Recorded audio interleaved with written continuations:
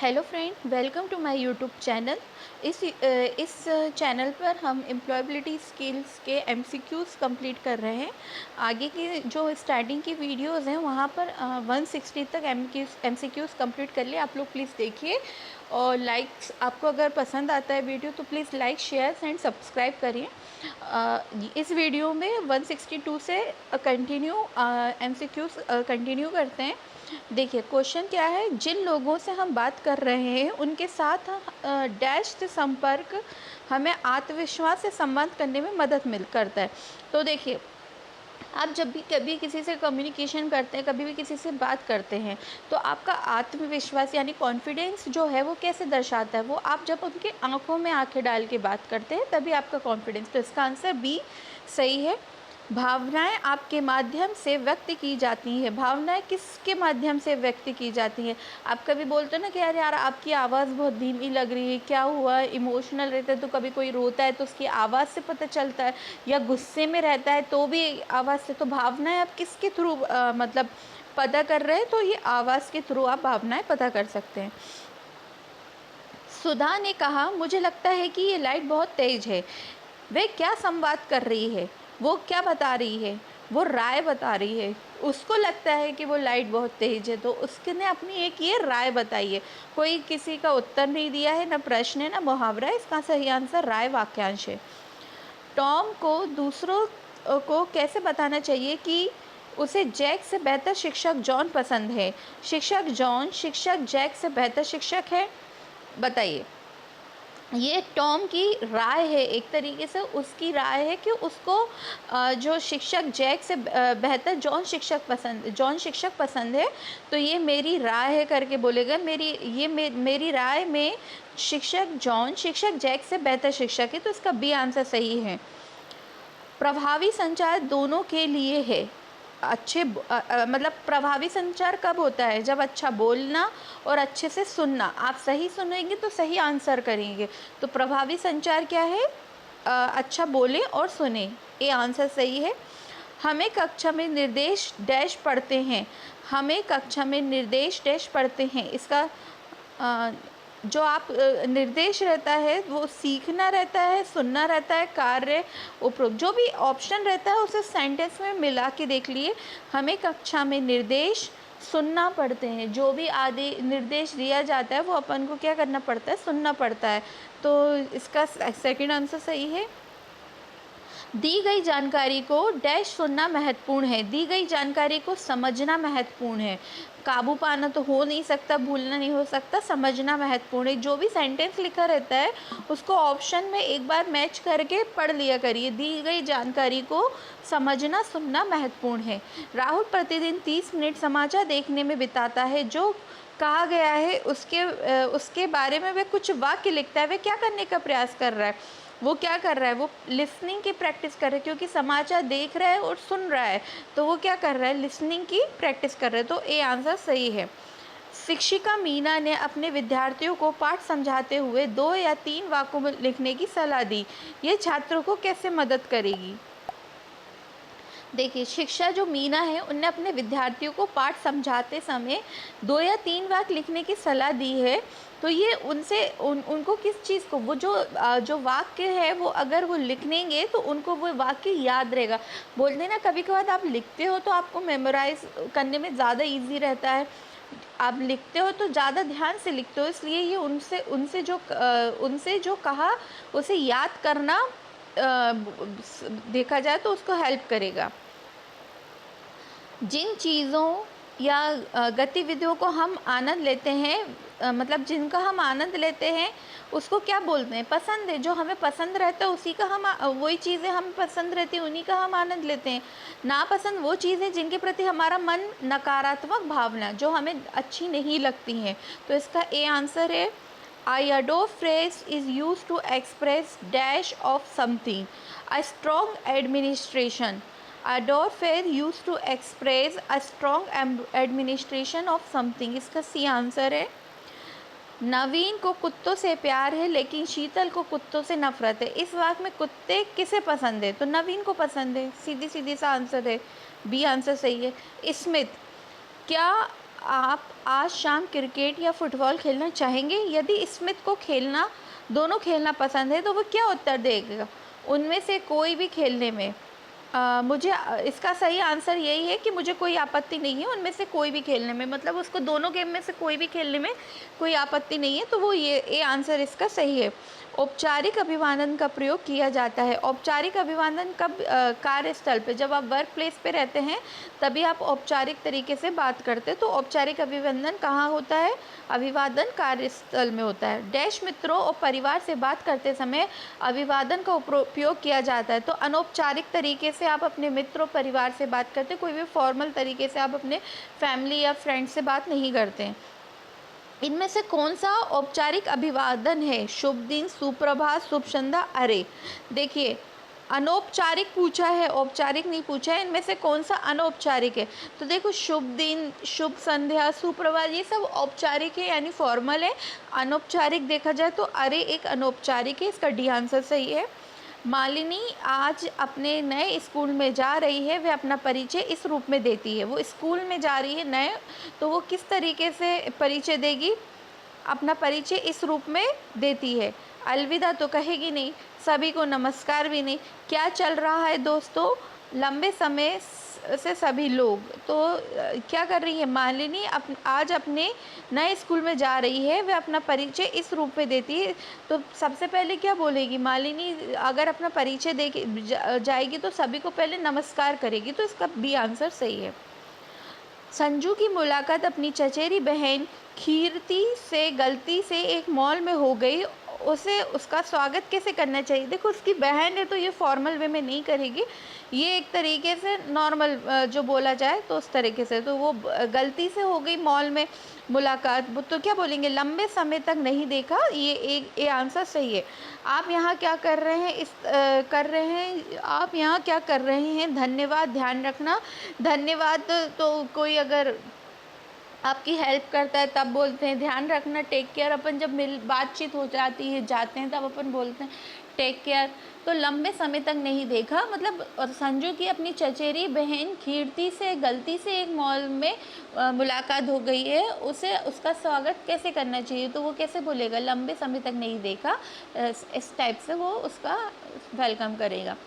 जब आप किसी से कुछ पूछते हैं तो वह डैश होता है, प्रश्न होता है। जब भी आप किसी से कुछ पूछते हैं तो आप प्रश्न कर रहे हैं ना। प्रश्न हमेशा प्रश्न चिन्ह के साथ समाप्त होता है। ये प्रश्न चिन्ह है, इसके साथ ये प्रश्न हमेशा समाप्त होता है। प्रश्न उस जानकारी को स्पष्ट संकेत देते हैं जो व्यक्ति जानना चाहता है। तो प्रश्न जब आप बोलते हो तो व्हाट का यूज़ करते हो ना, WHAT, व्हाट। तो प्रश्न उस जानकारी का स्पष्ट संकेत देते हैं जो व्यक्ति जानना चाहता है। तो इसका ए आंसर सही है। एक कंप्यूटर में विनुता ने सवाल किया कि क्या उन्हें अपनी डिग्री पूरी कर ली है। उसे कहते हुए कैसे प्रतिक्रिया देनी चाहिए कि उसने पूरी कर ली है? सी आंसर इसका सही है। हाँ, मैंने अपनी डिग्री पूरी कर ली है। ठीक है। ट्यूटर ने अपने छात्र से पूछा क्या वह विंडोज़ का उपयोग करना जानता है। विद्यार्थी को कैसे उत्तर देना चाहिए?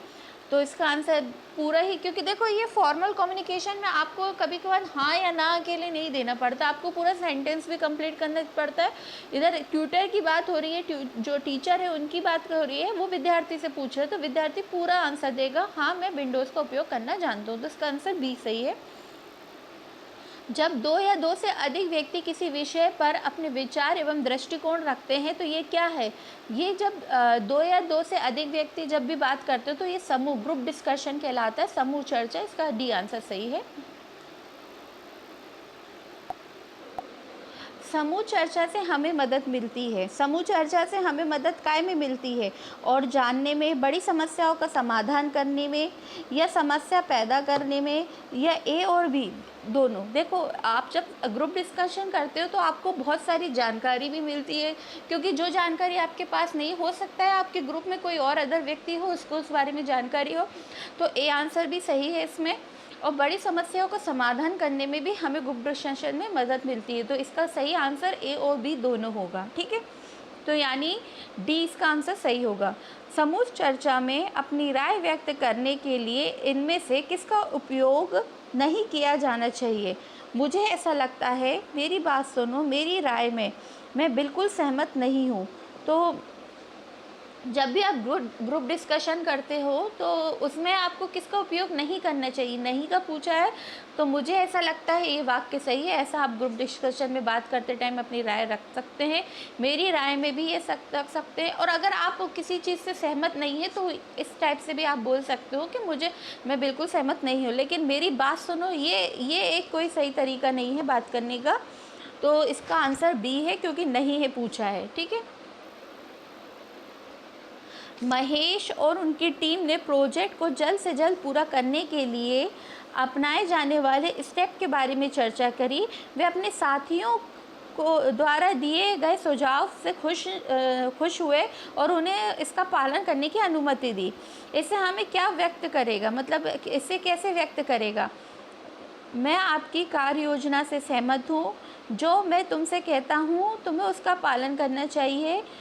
यहाँ करने मत आओ। मैं आपकी योजना से सहमत नहीं हूँ। तो इसका सही आंसर क्या होगा? देखो, महेश और उनकी टीम एक प्रोजेक्ट को जल्द से जल्द पूरा करने के लिए अपनाए जाने वाले स्टेप के बारे में चर्चा कर रहे हैं। यानी ये कोई क्या कर रहे हैं? ग्रुप डिस्कशन कर रहे हैं। वे अपने साथियों द्वारा दिए गए सुझाव से खुश हुए और उन्हें पालन करने की अनुमति दी। तो वो क्या बोलेगा? यही बोलेगा ना, मैं आपकी कार्य योजना से सहमत हूँ। तो सही आंसर इसका क्या है? ए है।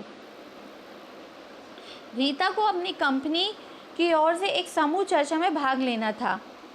बैठक में से पहले उसे क्या करना चाहिए? देखो, जब भी उसको समूह चर्चा के बारे में भाग लेना है रीता को, तो जब भी चर्चा होनी है, डिस्कशन होना है, तो उससे पहले क्या करना चाहिए? पार्टी में भाग लेना, तो ये तो कुछ है ही नहीं। कक्षाओं में भाग लेना, इसका भी नहीं है। विषय के बारे में तैयार रहें, छुट्टी ले। तो इसका सही आंसर ऑब्वियसली बात है सी होगा कि आप जब ग्रुप डिस्कशन कर रहे हो तो जिस भी सब्जेक्ट के बारे में आप ग्रुप डिस्कशन कर रहे हो तो उसके बारे में आपको तैयारी करनी पड़ेगी। एक व्यक्ति जो कॉल करता है उसे क्या बोलते हैं? ये बहुत इजी क्वेश्चन है। एक व्यक्ति है जो कॉल करता है तो उसे कॉलर बोलते हैं। रिसीवर वह व्यक्ति है जो कॉल को क्या करता है? रिसीवर क्या करता है? रिसीवर वह व्यक्ति है जो कॉल को प्राप्त करता है। फ़ोन कॉल के कितने चरण होते हैं? फ़ोन कॉल के कितने चरण होते हैं? 3 चरण होते हैं। ठीक है, डी आंसर सही है। बिंदु को डिस्काउंट सेल का प्रचार करने वाली जे कंपनी से कॉल आती है। वह विवरण स्पष्ट रूप से नहीं सुन सकी। उसे उस व्यक्ति से जानकारी दोहराने के लिए कैसे कहना चाहिए? देखो, आपके पास भी अगर कोई एक डिस्काउंट सेल प्रचार करने वाली कंपनी का कॉल आता है और अगर आप उनकी बात अच्छे से नहीं सुन सके तो आप क्या करोगे? ये क्या है, ऐसा तो बोलोगे नहीं। क्या आप कृपया दोहरा सकते हैं, ऐसे ही तो बोलेंगे अपन। तो इसका बी आंसर सही है। बहुत ईजी क्वेश्चन है। हरीश ने एक कंपनी में सीनियर मैनेजर को फ़ोन किया। उसे बातचीत कैसे शुरू करनी चाहिए? देखो, सीनियर मैनेजर है और फॉर्मल कम्युनिकेशन होना चाहिए। ठीक है, व्यक्ति का अभिवादन करें, कॉल का उद्देश्य बताएं, उस व्यक्ति को धन्यवाद करें कि अलविदा करें। तो पहले क्या है, सीनियर मैनेजर है तो क्या करेंगे? व्यक्ति का अभिवादन करेंगे, जैसे good morning sir, good evening sir, जो भी ऐसे। वह दस्तावेज जिसमें नौकरी का विवरण हो उसे क्या बोलते हैं? कौशल, जिम्मेदारियां, नौकरी का विवरण। तो नौकरी का विवरण ही बोलेंगे। नौकरी के शीर्षक का नाम है कंपनी का नाम, भूमिका जिसमें आप शामिल होते हैं, कंपनी की नौकरी या सारांश। क्वेश्चन समझे? नौकरी के शीर्षक का नाम क्या है? वो आप है ना, नौकरी के शीर्षक, भूमिका जिसमें आप शामिल होते हैं। तो बी आंसर सही है। नौकरी के लिए स्थान का अर्थ है, स्थान ही होगा, प्लेस ही होगा। जब आप नौकरी के लिए स्थान लिखते हैं तो प्लेस का अर्थ क्या होगा? प्लेस ही होगा। रवि ने नौकरी का विवरण पढ़ा जिसमें एमएस कार्यालय से परिचित बताया गया था, क्या उसके पास होना चाहिए? तो एमएस ऑफिस का उपयोग कैसे करें जानना, ये उसके लिए आना जरूरी है। श्याम और राम ने समान नौकरी के लिए आवेदन किया। श्याम ने नौकरी का विवरण विस्तार से पढ़ा और महत्वपूर्ण विवरण नोट कर लिया। कंपनी के बारे में ज़्यादा कौन जानेगा? तो देखो, श्याम और राम दोनों ने किया, पर श्याम ने क्या किया? नौकरी का विवरण विस्तार से पढ़ा है, तो ज़्यादा जानकारी किसके पास होगी? श्याम के पास होगी।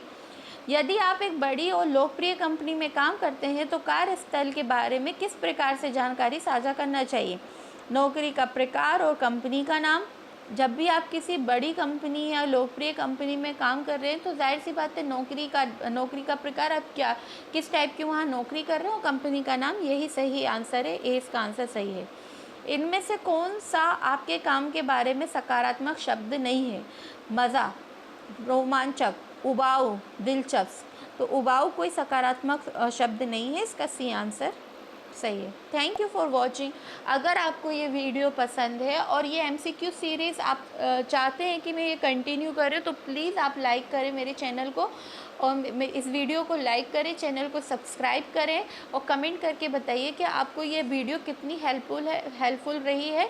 Thank you for watching.